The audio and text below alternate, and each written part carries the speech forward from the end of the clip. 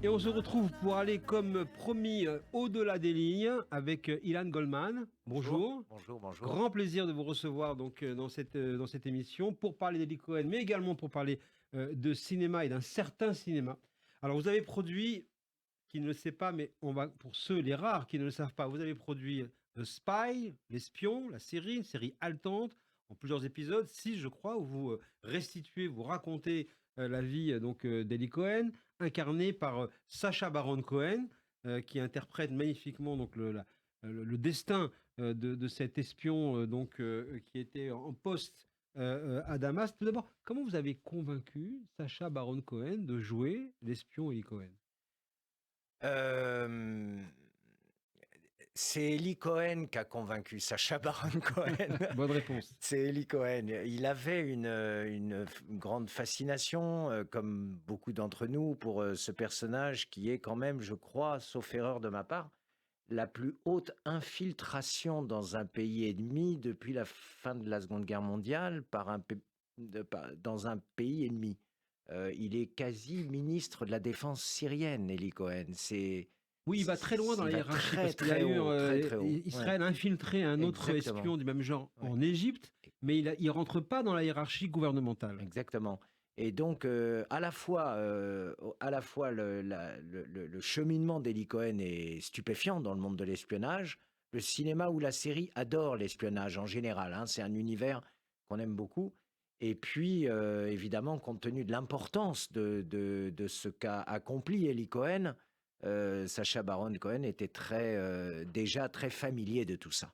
Alors, bien sûr, on va pas révéler ce qu'il y a dans cette série qu'il faut vraiment voir et revoir. En tout cas, ce que je peux vous dire, c'est qu'à chaque fois qu'on la voit, on a peur de la même manière. Donc, c'est Ouais. effectivement extrêmement réussi. Elle raconte effectivement ce temps très fort de cette décision de l'État d'Israël d'aller choisir un de ses citoyens pour ensuite lui dire tout simplement la meilleure manière de défendre Israël, c'est d'oublier que tu es israélien.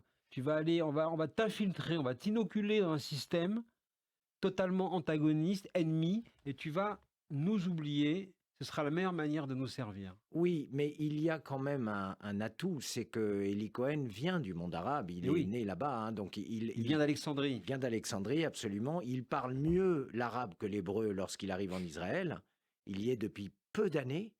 Et il vit aussi, il y a quelque chose qui m'a beaucoup touché, moi, dans ce personnage, c'est que c'est une période dans laquelle Israël est très vulnérable, hein. On est avant la guerre des 6 jours, donc on est encore dans un moment où on ne sait pas si tout ça va durer, d'une part, et d'autre part, c'est un pays qui est totalement entre les mains des Ashkénazes, qui sont pas ceux qui connaissent le mieux leur environnement. Oui, les Juifs issus de l'Europe de Exactement. l'Est. Et donc, Eli Cohen va avoir à cœur à la fois de mener une sorte de combat intérieur pour montrer aux Ashkénazes à quel point les séfarades sont utiles et capables, avec eux, de construire ce pays. Donc, il y a quelque chose d'assez intime là-dedans. Et puis, il y a bien sûr son patriotisme qui le pousse à faire tout ce qui est en son pouvoir pour donner à Israël les moyens de Alors vivre. ça, c'est très intéressant parce qu'on est vraiment au cœur, je dirais, de son drame. Au-delà du drame, on va dire, sécuritaire et professionnel de l'espion qui, voilà, infiltré, qui est parfois, son destin est d'être découvert, et comme ça fut le cas malheureusement. Mais là, vous évoquez effectivement, je dirais, la facette la plus, au fond, sensible et la plus interpellante dans ce qui arrive à donc Eli Cohen. Parce que comme vous le dites très bien, il est dans une logique de vouloir prouver, d'autant plus que c'est une seconde chance. Il a échoué déjà au début, Absolument. donc à rentrer au Oui. Mossad. Il est rattrapé parce qu'il y a un besoin d'un profil comme le sien, et finalement on le rattrape. Mais ce dont on s'aperçoit, c'est qu'au fur et à mesure, on a le sentiment qu'il est plus reconnu dans le monde arabe que dans la société israélienne qui, comme vous le Mais disiez, oui, mettait de côté les Orientaux. il y a une scène dont je me souviens dans la série qui est bouleversante, c'est qu'il est un soir dans une soirée qui est organisée par des gens assez huppés de la Oui, la société jet set ashkénaze, et on le prend pour un israélienne. serveur. Oui, On le absolument. prend pour un serveur. Et c'est ça qui est intéressant aussi, c'est que on s'aperçoit que pour devenir finalement l'agent secret extraordinairement doué qu'il ne savait pas qu'il était, il a été lui-même dans cette situation de quasi étranger dans le pays dans lequel il vivait, c'est-à-dire Israël. Et c'est bouleversant, hein, c'est vraiment bouleversant. Oui, c'est ça, c'est l'aspect le plus bouleversant Mais et oui, la série le restitue parfaitement bien, le scénario, l'acteur évidemment et tous les ça a personnages. été écrit et réalisé par Gideon Raff, que j'ai rencontré en Israël au moment où moi-même je présentais la Mmh. rafle. Et là, il y a eu avec Gideon Raff, pour moi, une rencontre extraordinaire parce que il est celui qui venait de faire Khatoufim, Oui, les prisonniers. un jour, quand on écrira l'histoire des séries, Oui. il est le Mozart de la série moderne, Gideon Raff. Il a inventé la narration complexe, enchevêtrée de toutes les séries derrière, qui ont été celles de Homeland et d'autres. Et peut-être également d'ailleurs la série française là, sur le monde du... Pardon, le titre m'échappe. Le bureau des Bureau des légendes, légendes, bien pardon, sûr, bien oui, sûr. oui. Voilà, donc tout ça a été très Bon, joyeux. en tout cas, Ouais. vous venez de donner une très belle idée pour qu'on puisse faire une émission ensemble sur l'histoire des séries un jour. Je retiens Avec plaisir. Avec cette plaisir. perspective. Et si on revient effectivement à ce rôle, à ce double rôle, à cette double vie, oui, on voit bien que au fur et à mesure de ses allers-retours, il est décalé, comme vous dites, en Israël, et de plus en plus intégré en Oui. Syrie, et c'est ça qui va l'amener à commettre une erreur, quelque Mais part. oui, mais c'est ça aussi qui fait toute la saveur et la profondeur de cette histoire. C'est que à certains moments, il est plus reconnu à Damas et presque plus heureux qu'il n'est On le en voit dans une Israël des en tant que scènes d'ailleurs, citoyen. il y a une scène intime familiale qui laisse Et entendre oui, ça, donc absolument. ça finit par être très, très vertigineux au sens propre. Alors, si on revient quelques instants encore sur la manière, pourquoi cette série, au fond, vous a intéressé?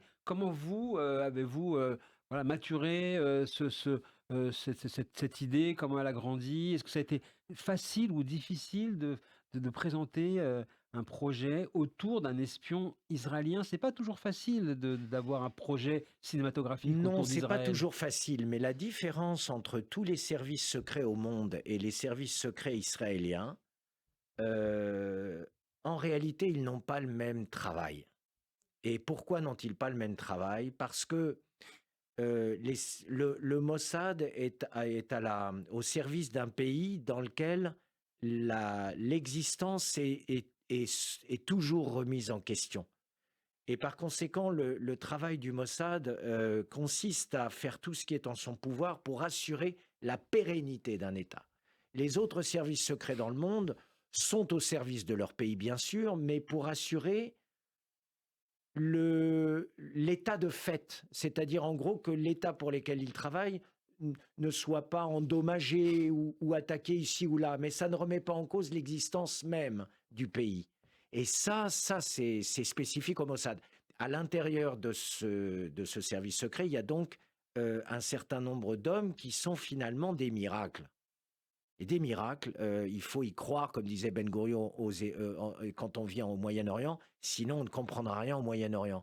Et Eli Cohen est un miracle. C'est un miracle. Pourquoi? Parce que c'est au moment où Israël est encore dans une existence précaire, on est avant la guerre des 6 jours, tout est encore possible dans un sens ou dans un autre. Il aura été, par son implication, déterminant pour assurer la survie sur le front syrien, évidemment, Alors du vous Golan. évoquez effectivement Mm. ce service secret, qui est de moins en moins secret d'ailleurs, puisque finalement entre les séries, le fait que maintenant on connaisse son numéro 1, avant on ne connaissait pas le Avant, numéro on 1, mais connaissait même c'était pas Monsieur où X. était le On siège. ne savait pas où était le ciel. Aujourd'hui, Ouais. on connaît l'adresse, la boîte postale, les réseaux, la communication. Bon, le Oui. Mossad fait partie de la vie, on va dire, publique israélienne, à tel point que même on se demande, je rebondis sur ce que vous disiez, il assure la pérennité de l'État, on se demande même si c'est pas au fond un service secret qui possède un gouvernement quelque part.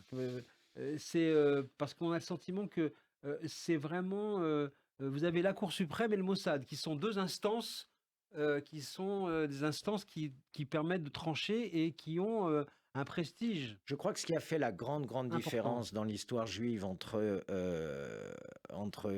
comment dire, le fait de ne pas avoir d'État pendant 2000 ans a engendré au moment où l'État d'Israël se crée deux événements, ou éléments plutôt, deux éléments nouveaux Tsahal et le Mossad. C'est-à-dire tout d'un coup, la capacité d'avoir une armée et d'avoir des services secrets. Et d'être fort, donc. Oui, mais tout ça rejoint la notion de on va plus se laisser détruire, tout simplement. Voilà. Et ça, c'est ce qui fait, à mon avis, qu'il y a autour du Mossad une telle curiosité, fascination, qu'on l'aime ou qu'on le déteste, mais ça laisse absolument personne indifférent parce qu'au fond, on sait qu'encore une fois, ce n'est pas un service secret comme les autres qui a simplement pour objectif de préserver les intérêts, mais de préserver la vie. Et ça donne au Mossad, entre guillemets, des ailes opérationnelles, parce qu'il n'y a pas de limite. C'est en même temps un danger évident, avec des dérives évidentes, mais qui sont toujours, de mon point de vue, soutenues par l'idée que on n'a pas vraiment le choix. Voilà, c'est la notion de ne pas avoir le choix, Ouais. et puis effectivement cette audace, cette créativité opérationnelle qui laisse toujours pantois à Ça, la c'est fois le les opinions storytelling. publiques permanent. C'est un bonheur absolu pour des Faudrait engager producteurs les comme vous. agents du Mossad pour écrire des scénarios. Mais très certainement le sont-ils, peut-être Ouais, même sans sans le savoir, ou C'est même possible. ou en le sachant. Effectivement, en tout cas, c'est cette puissance qui repose sur cette créativité, et comme on dit toujours, c'est parce que c'est impossible qu'ils l'ont fait. J'ai terminé tout à l'heure le récit de la vie d'Eli Cohen avec cette idée que la Syrie n'avait jamais voulu restituer son corps, mais que peut-être les choses sont en train de bouger. Il y a effectivement aujourd'hui, dans les évolutions majeures au Proche-Orient et au Moyen-Orient, une évolution que l'on suit avec beaucoup d'intérêt, que sont les relations, les discussions, pour l'instant très semi-confidentielles, ou à Paris ou en Azerbaïdjan, entre les Israéliens et les Syriens. Et au cœur de ces discussions, il y a un homme qui peut symboliser la confiance en tout cas un souvenir et une dépouille, qui peut manifester la confiance entre ces deux pays en train de se construire. C'est la dépouille d'Eli Cohen. Elle est en train d'être négociée pour être restituée. Ça va être un événement considérable quand ça va arriver. Oui, moi je pense que ça sera vraiment le moment et l'endroit où je le souhaite, et je le souhaite du fond du cœur, la Syrie et Israël deviendront peut-être pas amis, mais en tout cas vont entrer dans une nouvelle ère d'acceptation mutuelle et réciproque, oui. Parce qu'Eli Cohen aimait la Syrie. Il aimait sa vie en Syrie. Donc c'est pas quelqu'un qui laisse, je pense, du point de vue syrien, le sentiment qu'il a été leur ennemi. Il a été leur meilleur ennemi.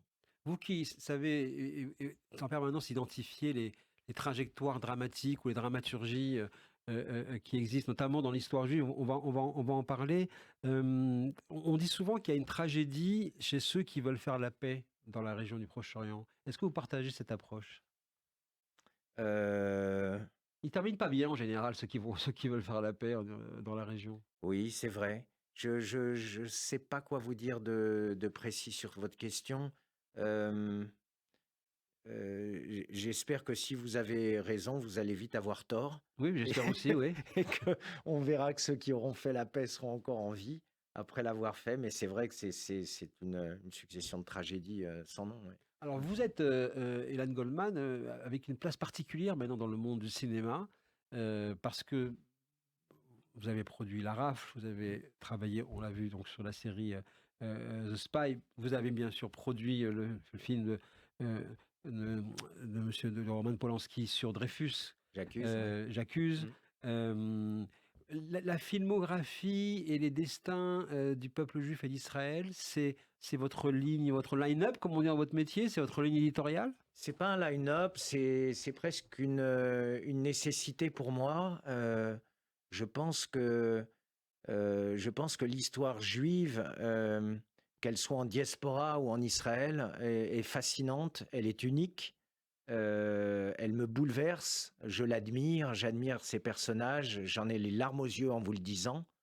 Je trouve qu'il y a une telle beauté dans la quête de vouloir durer, de vouloir continuer à exister, de rester soi-même, que ça soit dans les ghettos, que ça soit dans les villes de notre exil, ou que ça soit en Israël.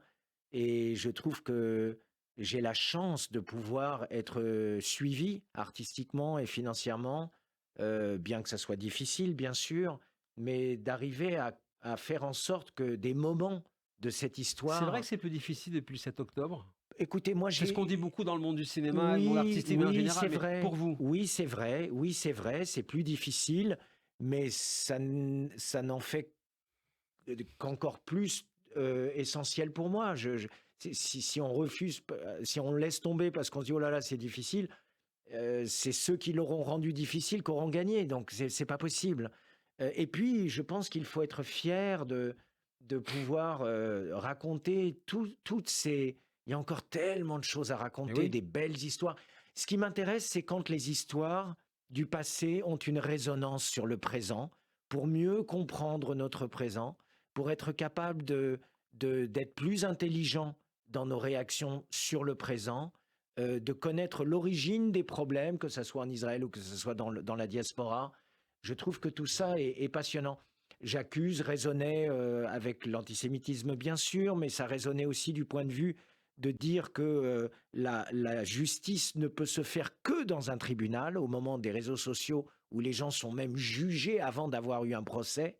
L'affaire Dreyfus rappelle l'importance d'avoir un lieu dédié pour la justice et qu'à l'intérieur de ce lieu, seule la preuve doit compter et que quand il n'y a pas de preuve, on peut envoyer un juif sur un rocher et quand il y a une preuve, on peut le ramener. Pour le ramener, Voilà, donc c'était aussi de raconter ce danger de nos sociétés dans le monde moderne, de pouvoir finalement rendre justice sans justice et sans lieu de justice. Parce qu'on évoque aussi beaucoup, on va dire, une partie de la société israélienne, française, pardon, et de sa classe politique qui est très anti-israélienne, portée vers l'antisémitisme. Mais quand on regarde l'affaire Dreyfus, on s'aperçoit à quel point beaucoup de non-juifs ont pris fait et cause pour Dreyfus.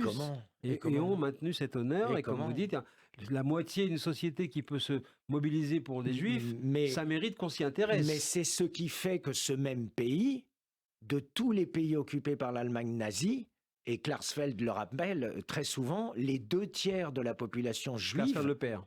Le père, oui, Serge. Oui. Les 2/3 de la communauté juive survivent à la Shoah et à la déportation, alors qu'on sait à quel point les autorités étaient hostiles. Et ça montre encore une fois que le peuple français, dans une large majorité, est du bon côté, ou plus exactement a le cœur à la bonne place. Lorsque vous avez vu que le capitaine Dreyfus a été promu, qu'est-ce que ça vous a fait? Vous avez suivi évidemment ce combat, bien sûr, j'ai eu un des plus jolis coups de fil que j'ai eu à ce moment-là avec... moi, j'étais pas à Paris, j'étais en tournage à l'étranger, mais Roman Polanski m'a appelé en me disant, tu vois, peut-être qu'on aura servi à quelque chose. Et enfin, l'affaire Dreyfus se termine là maintenant avec son élévation au grade qu'il a demandé, qui est la dernière scène du film. Pardon, je ne peux pas faire de la publicité. Mais au contraire, parce que dans cette scène, l'élévation de son grade lui est refusée. Oui, ainsi qu'une augmentation pécuniaire également. Voilà, et ça lui a été rendu. Il y a quelques mois à peine, donc on était très contents. Oui, un combat mené par beaucoup de personnalités, dont Gabriel Attal, Pierre Moscovici, Frédéric Salabarou, Chaim Corsia. Il y a eu toute une mobilisation pour la promotion du capitaine Dreyfus, avec un questionnement. Est-ce que, si on l'appelle plus le capitaine Dreyfus, est-ce que dans l'histoire, il va continuer à être présent et à véhiculer ce qu'il a véhiculé? Mais la famille a dit il restera aussi le capitaine Dreyfus. Ouais. Donc double grade. Une petite information sur, puisque vous continuez à aimer l'histoire et ceux qui résistent, votre prochain héros de film, quel est-il? Jean Moulin. Jean Moulin, parce qu'il est pour moi et pas que pour moi bien sûr. Donc vous êtes en tournage actuellement? On a terminé le tournage, on est en montage d'un film écrit par Olivier Demangel, réalisé par Laszlo Nemes, à qui on doit Le fils de Saül. Oui. Extraordinaire film, film. Absolument. Interprété par Gilles Lelouch, et Klaus Barbie est interprété par Lars Heidinger. Il s'agit des derniers jours de la vie de Jean Moulin, lorsqu'il résistera au point de ne pas parler. Il ne donnera qu'un nom, le sien. Et pour moi, il est là dans l'illustration de la résistance sous sa forme la plus ultime, qui est celle qui consiste à donner sa vie pour la liberté. Parce que vous considérez, puisque vous dites que vous aimez les histoires du passé qui éclairent les circonstances du présent, et ce sera la dernière question, vous estimez qu'il va falloir remettre au goût du jour cette démarche de la résistance, de la lutte pour la liberté? Je pense qu'on a grandement besoin de clarifier aujourd'hui la notion de résistance et de la clarifier en allant vers le haut, c'est-à-dire c'est quoi finalement résister? Il me semble que résister, c'est être capable d'aller jusqu'à donner sa vie pour la liberté du peuple auquel on appartient. Bien, Ilan Goldman, merci beaucoup d'être venu Merci à vous. au-delà des lignes nous parler donc d'Eli Cohen, Merci. mais également nous parler beaucoup plus que ça de la place du cinéma dans l'histoire juive et la place de l'histoire juive dans Merci le de m'avoir reçu. cinéma. Et vous viendrez bientôt, bien entendu, nous parler de votre prochain héros, de vos prochains films. À très bientôt. On se retrouve donc pour un prochain numéro d'Au-delà des lignes.